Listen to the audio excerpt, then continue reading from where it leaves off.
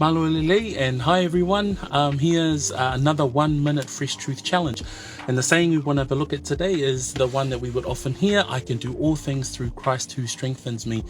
Often taken out of context when people are trying to aspire to achieve a goal. Sometimes people want to use it during a promotion. I've even heard students use it before an exam. I can do all things through Christ who strengthens me.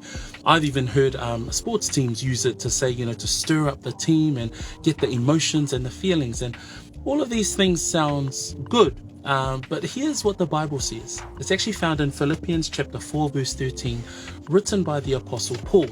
And he writes to these believers in Philippi.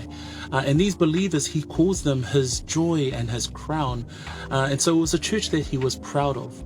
But Paul was writing this letter from prison. And so whilst he was in prison, the church sends him resources and gifts to help him meet his needs.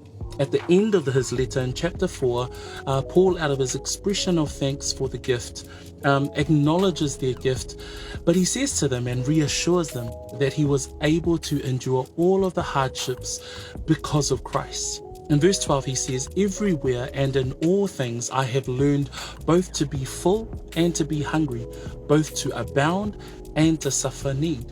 Verse 13, he then says, "I can do all things through Christ who strengthens me." Here's something to consider.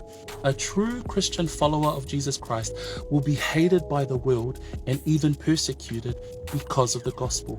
It will be in those moments we will say with the Apostle Paul that we can do all things through Christ who strengthens me, and remain faithful to God's work. Grace to you, family, something to think about and be encouraged.